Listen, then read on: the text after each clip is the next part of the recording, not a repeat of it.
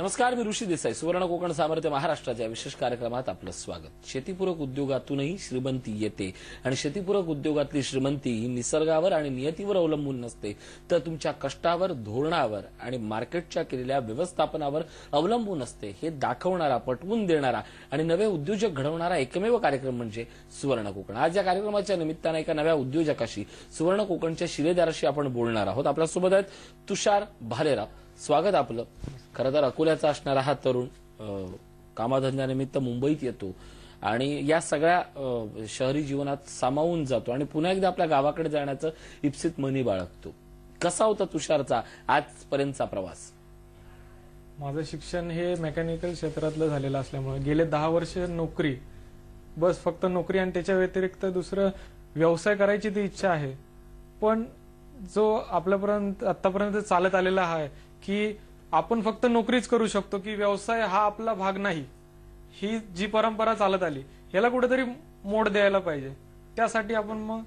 त्यासाठी मी म्हणजे जे प्रयत्न केले, भरपूर प्रयत्न केले वरती येण्याचा, पण जो शाश्वत इन्कम कुठल्या धंद्यात भेटत नव्हती ते सुवर्ण या कार्यक्रमामार्फत भेटली मला. ते नक्कीच या सगळ्याकडे येतोय, पण तू मेकॅनिकलचा विद्यार्थी, त्याच्यानंतर तू जॉबला लागलास आणि पुन्हा एकदा शेतीकडे जावं असं का वाटलं?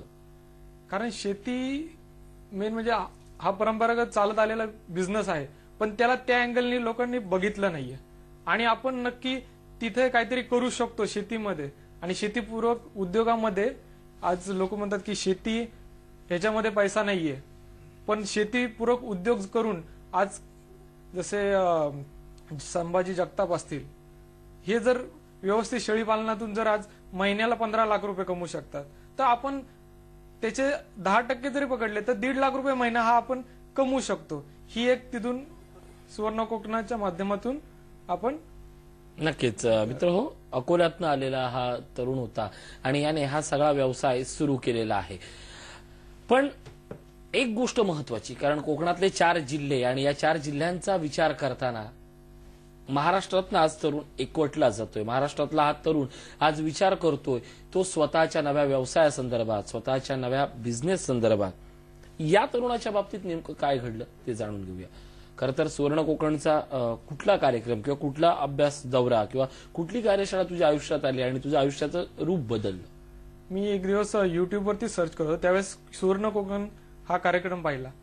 मला वाटलं की इथून काहीतरी नक्कीच आपलं साध्य होईल, म्हणून मी सुवर्ण कोकणच्या घाटकोपर ऑफिसला भेट दिली आणि तिथे मला जे माझे मार्गदर्शक जे सर भेटले, सरांनी सतीश परब सरांकडे एवढं जबरदस्त नॉलेज ते मी घेतलं आणि त्यांची 24 तारखेची पुण्याला जी कार्यशाळा झाली त्याच्यामध्ये प्रथमतः मी आलो. आणि आल्यानंतर जे शाश्वत इन्कम, आणि ते सुद्धा एक धंद्यातलं नाही, शेतीपूरक जेवढे धंदे असतील त्याच्यामधलं जे शास्त्र, जे मेन इन्कम आहे ते त्यांनी उलगडून दाखवलं, जे आजपर्यंत कुठल्याही प्लॅटफॉर्म खाली नव्हतं. आणि त्यामुळे तिथून खरी माझी सुरुवात झाली. नक्की. त्या पुण्याच्या कार्यशाळेचा अनुभव कसा होता तुझा? आतापर्यंत आपण कुठलाही व्यवसाय करत आलो, हा फक्त बाकीचे लोक करतात म्हणून आपण करतोय, पण त्याच्या मागचं नक्की रहस्य काय आहे हे जाणून हे तिथं भेटलं आपल्याला त्या पद्धतीने. आणि नंतर तू हे सगळं करायचं मी सुरू केलं.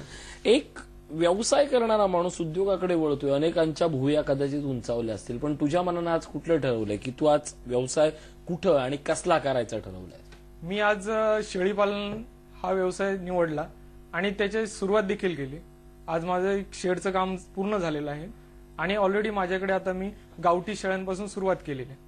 आणि त्याचबरोबर आज मराठी माणूस हा फक्त नोकरी करतो एवढंच फक्त माहिती, पण आज तो व्यक्ती फक्त एक त्याचं मासिक रुटीन ठरलेलं आहे की एवढा महिन्याला पगार आला पाहिजे. पण आज शेळी पालन जर म्हणलं तर आज सुरुवात केली तर माझं त्याचं उत्पन्न 6 महिन्यानंतर चालू होईल, सुरुवातीचं उत्पन्न.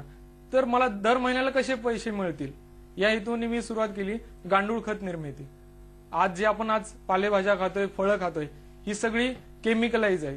त्यांना जी फवारणी होते किंवा खत टाकले जातात, ह्याच्यातून आपल्याला म्हणजे जे या गोष्टीची सुरुवात केली. मी तुझ्या सुरुवातीपासून जातोय की मुळात शेळी पालनाचा व्यवसाय कर म्हणजे पुण्याच्या कार्यशाळेनंतर तू मनाची ठाम धरलं. पुण्याची कार्यशाळा साधारण जानेवारीत झाली. जानेवारी 24 तारखेला झाली. 24 तारखेनंतर तू शेड कधी द्यायला सुरुवात केलीस? 24 तारखेनंतर 25-26 तारखेला मी लोन काढलं. पर्सनल लोन काढून माझी सुरुवात. किती हजाराचं लोन काढलं? मी जवळजवळ 1,40,000 लोन. 1,40,000 लोन इझिली अवेलेबल होऊ शकतं. मी हे का विचारतोय, हे तुषार भालेराव एका माणसाच्या दृष्टीनं नाही विचारत. अशी असंख्य माणसं आहेत की ज्यांचा पगार 30-40 हजार असतो. काहीतरी काय असतं, सुरुवात कुठून करायची त्यांना कळत नाही. त्या माणसांसाठी हा प्रश्न. 1 लाखाचं कर्ज तुला सँक्शन झालं, त्यानंतर तू शेडचं काम काय केलं? शेड पूर्णतः बांधून घेतली आणि त्याच्यामध्ये साधारण किती शेळ्यांची शेड अंदाजे तुझा? साधारण आत्ताची जी शेड आहे माझी 30x20 मध्ये शेड बांधलेली आहे मी. अच्छा. आणि त्याचा कॉस्टिंग मला पडलं आजच्या डेटला 2,25,000 लाख रुपये पडलेला आहे. आणि त्याच्यामध्ये 70 ते 80 शेळ्या मावतील याची व्यवस्थापन केलेलं आहे. आज तू सुरुवात किती शेळ्यापासून करतोयस? सुरुवात मी 10 शेळी 1 बोकड पासून करतोय, नवीन जातीचे तिचे, जे गावठी सोडून. अच्छा. शेळ्या आणल्यात की आणणार आहेस? ह्या ऑर्डर केल्यात मी. म्हणजे साधारण कुठल्या शेळ्याची जात तू आता सोजत जातीची निवड करतोय मी. बेसिकली तू आता अकोल्यात हा व्यवसाय करतोय. म्हणजे थोडंसं आज वातावरणातला उष्णता वाढली आहे, पाणी कमी झाले आहेत.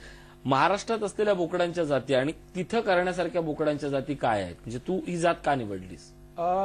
त्या जातीची वाढ चांगल्या प्रतीने आहे, त्यासाठी मी स्टार्टिंगला सुरुवातीला 1 बोकड आणला. अच्छा. म्हणजे 1 आणला आणि त्याच्यावरती थोडं रिसर्च केलं. अच्छा. आणि तिथून मग पुढे त्याचा तो तक आपल्या वातावरणात आपलं खाद्य आणि वातावरणाशी मॅच करू शकतो ही ज्यावेळेस गॅरंटी आली, त्यामुळे त्याचा आउटपुट नसेल किंवा तुझ्या भाषेत जर म्हणायचं झालं तर साधारण 6 महिन्याचा काळ तुम्हाला थांबावं लागेल. पण नोकरीतही प्रोबेशन पिरियड हा 6 महिनेच असतो. त्यामुळे आपण असं समजायचं की ज्याने नोकरी समजायचं त्यांच्यासाठी नोकरी, धंदा समजायचा आहे त्यांच्यासाठी ही श्रीमंती. मला सांग, या शेळी पालनाचा व्यवसाय का केला? तुझ्या दृष्टीनं याच्यात असलेली अफाट श्रीमंती काय? 1 शेळी ही तिच्या हयातीत 43 पिल्लं देते. अच्छा. म्हणून आणि असा कुठला धंदा दाखवा की जो 7,000 रुपये इन्व्हेस्ट करून आपल्याला तिच्या हयातीमध्ये 2,00,000-2.5 लाख रुपये कमवून 2,48,000 2,48,000 रुपये कमवून देते. असा कुठलाही धंदा नाही, म्हणून ह्या क्षेत्राची निवड केली. नक्कीच. आता मला सांग की तू ज्या विषयाला मी तुला थांबवलं होतं तो म्हणजे तू लेंडी खताचा विचार करतोयस किंवा त्याचं गांडूळ खताचा विचार करतोयस. लेंडी खतही त्याच्या पर्याय नाही, गांडूळ खतही त्याच्या पर्याय नाही. तो काय व्यवसाय आहे? गांडूळ खत आज ज्या पद्धतीने मी आता मला सांगितलं की आपण जे रासायनिक खतं टाकतो त्याच्यामुळे आपली जमीन तर खराब होतेच आहे, जमिनीची पोत तर खराब होते. तर हे कुठेतरी शेतकऱ्यांनी स्वतःहून आपल्याच घरासमोर किंवा ते कंपाऊंड मध्ये तेवढं गांडूळ खत निर्माण करून तेच जर स्वतःच्या शेतीला जरी वापरलं तरी आज आपल्यापर्यंत जो येणारा मुंबई सारखा किंवा पुण्यासारखा भाग आहे याच्यामध्ये जे भाजी किंवा फळं येतात ही एक चांगल्या पद्धतीने आपल्याला भेटतील. एक ऑर्गॅनिक पद्धतीने जी ऑर्गॅनिक शेती आपण म्हणू शकतो ती चांगल्या पद्धतीने. प्लस त्याच्यापासून मिळणारं वर्मी वॉश हे कीटकनाशक म्हणून अत्यंत महत्वाचा घटक ठरतो. नक्कीच. आणि आपली मेन म्हणजे शेतीपूरक जी कॉस्ट बोलतो आपण ती कमी करायचा प्रयत्न करतो. एक थोडक्यात प्रश्न विचारतो आणि ब्रेकवर जातो. मला सांग, पहिल्यांदा तू गावी किती दिवसांनी जायचं आणि आता किती दिवसांनी जातो? पहिल्यांदा गावी मी वर्षातनं एकदा ते जास्तीत जास्त 2दा जायचो. ते सुद्धा 1 ते 2 दिवसासाठी. आता दर आठवड्याला जातो. हे विचारण्यामागचं कारण एवढंच होतं, आपली मायाची माणसे गावी असतात, आपले आप्तजन गावी असतात, पण हे सगळं पैसा मिळवण्याच्या नादात आपण मुंबईलाच राहतो, पैसा कमवत राहतो. पण आयुष्यात कुणासाठी कमवतोय आणि कमवतोय तो नेमका पैसाच कमवतोय की हप्त्यासाठी गोळा करणारी रक्कम उभी करतोय याचा विचार आपण करतच नाही. कृषीपूरक उद्योगातनं उभारलेली श्रीमंती ही ती आहे आणि हीच श्रीमंती उलगडणारा कार्यक्रम आहे म्हणजे सुवर्ण कोकण. एक छोटासा ब्रेक पाहत राहा. सुवर्ण कोकण, सामर्थ्य महाराष्ट्राचे.